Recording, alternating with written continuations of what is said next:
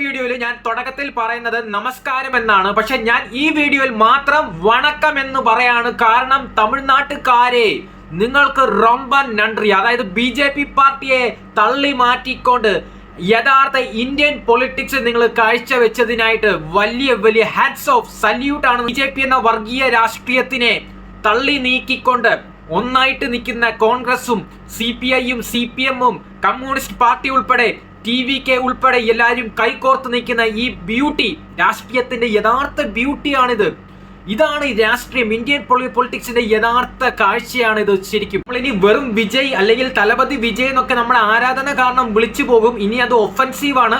ഇനി അങ്ങനെ വിളിക്കരുത്. അദ്ദേഹത്തിന് ഇനി റെസ്പെക്ട് ചെയ്തുകൊണ്ട്, അതായത് തലപതി വിജയ് എന്ന് വിളിക്കുന്ന അതേ നിമിഷത്തിൽ നമ്മൾ മുഖ്യമന്ത്രി വിജയ് എന്നാണ് വിളിക്കേണ്ടത്, അല്ലെങ്കിൽ CM അല്ലെങ്കിൽ ചീഫ് മിനിസ്റ്റർ വിജയ് എന്നാണ് വിളിക്കേണ്ടത്. ചിലപ്പോൾ തമിഴ്നാട്ടുകാർക്ക് ഇതൊക്കെ പറ്റുമോ എന്ന് തോന്നുന്നില്ല. കാരണം അവർക്ക് അത്ര ആരാധന തോന്നിയിട്ട് അവർ ചിലപ്പോൾ ആ തലപതി വിജയ് എന്നൊക്കെ ആയിരിക്കും വിളിക്കുന്നത്.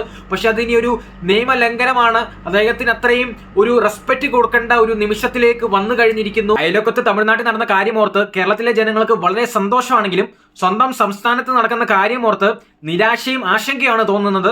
ഈ കോൺഗ്രസ് പാർട്ടി എന്താക്കുവാണെന്നുള്ളതാണ് നമുക്ക് മനസ്സിലാക്കാൻ മേലാത്തത്. ഒരു ചീഫ് മിനിസ്റ്ററിനെ, ഒരു മുഖ്യമന്ത്രിയെ തെരഞ്ഞെടുക്കാൻ വേണ്ടി ഇത്രയും നാളുകളായിട്ട് ഇവർ എന്താണ് തീരുമാനിക്കുന്നത്? ഇവരുടെ ചർച്ച ഇത്രയും നീണ്ടു പോകുവാണെങ്കിൽ നമ്മൾ ജനങ്ങൾക്ക് ഒരു ആവശ്യഘട്ടത്തിനോ അല്ലെങ്കിൽ കേരളത്തിന്റെ എന്തെങ്കിലും ഒരു പുരോഗതിക്ക് വേണ്ടി ആലോചിക്കാനോ തീരുമാനിക്കാനോ ഇവർ തുടർന്ന് കഴിഞ്ഞു കഴിഞ്ഞാൽ എന്നൊരു കാര്യം തീരുമാനിച്ചെടുക്കും. ഇവരുടെ പാർട്ടിക്കുള്ളിൽ തന്നെ കുറെ വിഷയങ്ങളുണ്ട്. ഇവർ തമ്മിൽ തന്നെ ഇങ്ങനെ തമ്മിലടി ആയിക്കഴിഞ്ഞാൽ എന്താകും കേരളത്തിന്റെ അവസ്ഥ? കേരളത്തിന്റെ എന്തെങ്കിലും ഒരു ഡെവലപ്മെന്റ്സിന് വേണ്ടി ഇവർ ചർച്ച കൂടാൻ ഇരുന്നു കഴിഞ്ഞാൽ, ഇവർ തമ്മിൽ ഇത്രയും അഭിപ്രായ വ്യത്യാസങ്ങൾ വന്നു കഴിഞ്ഞാൽ ഒരു തീരുമാനം എന്നാകും തീരുമാനിച്ചെടുക്കുന്നത്?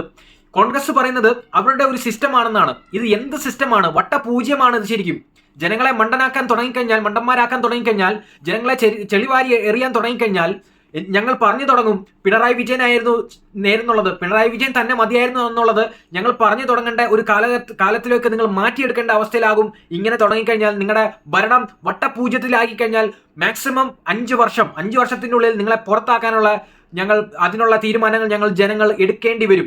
അതിനെ നിങ്ങൾ ഇടവരുത്താതെ എത്രയും പെട്ടെന്ന് ഇങ്ങനെ കുട്ടകളി കളിക്കാതെ എത്രയും പെട്ടെന്ന് മുഖ്യമന്ത്രിയെ തിരഞ്ഞെടുത്ത് അത് യഥാർത്ഥ മുഖ്യമന്ത്രി തന്നെ ആകണം എന്നുള്ളത്, അത് യോഗ്യനായ മുഖ്യമന്ത്രി ആരാണെന്ന് ജനങ്ങൾക്കറിയാം. VD സതീശൻ അല്ലാതെ വേറെ ഒരു മുഖ്യമന്ത്രിയും ഒരിക്കലും ആകാൻ ഒരു സിറ്റുവേഷനും ആക്കരുതെന്നുള്ളതും ഞാൻ ഈ വീഡിയോയിലൂടെ അഭ്യർത്ഥിക്കുന്നു.